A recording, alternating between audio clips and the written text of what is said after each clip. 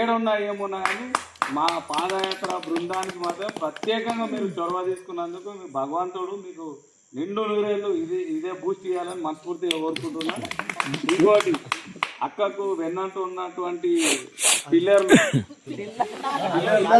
వాస్తవానికి వాడు మన స్పెషల్ గా ముత్తు గురించి చెప్పాలి. ముత్తు నిజంగా అక్క కొడుకుంటే వానసంతోడు కనాలని మనస్తత్వం అనుకుంటుంది. ఇది నిజంగా చెప్తున్నా మనస్ఫూర్తిగా. అక్క కొడుకుని కనింటే ముత్తు వాసంతోనే కంటుండే. వాస్తవానికి వాడంతా స్పెసిఫిక్ గా అక్కను చూసుకుంటాడు. మిగతా కూడా తక్కువేం కాదు. అక్కకు నీడ ఇదైతుందంటే మీరు ఎంత పిల్లల దాకా ఉన్నారు. కాకపోతే నాకు ముత్తు ప్రత్యేకంగా నచ్చింది కాబట్టి నేను ముత్తు గురించి చెప్తున్నా.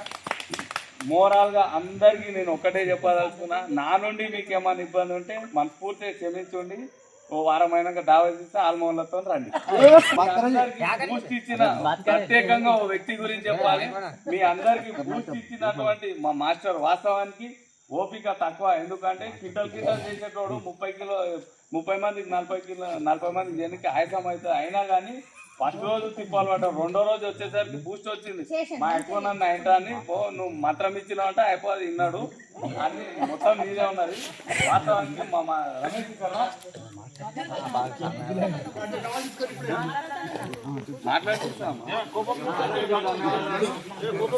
ఏం లేదు, కోపం ఉన్నంతనే అన్నం ఉంటుంది, కోపం ఉన్నంతనే అన్నం ఉంటుంది, కోపం ఉన్నంతనే ప్రేమ ఉంటుంది. సరే అక్క, ఈ అక్కకి ఈ పారుబాయ్ ఇప్పుడు అక్క ఇప్పుడు 40, నెక్స్ట్ 80, ఆ తర్వాత 160 ఎన్నైనా కానీ ఆ భగవంతుడు నీకు ఆ శక్తి సామర్థ్యాలు ఇవ్వాలని మనస్ఫూర్తిగా కోరుకుంటున్నా. తెలిసి తెలియక అక్క, ఇంకోటి తెలిసి తెలియక మీ తమ్ముడు ఏమన్నా తప్పుగా మాట్లాడుంటే కూడా మనస్ఫూర్తిగా తమ్ముడు అని క్షమించు.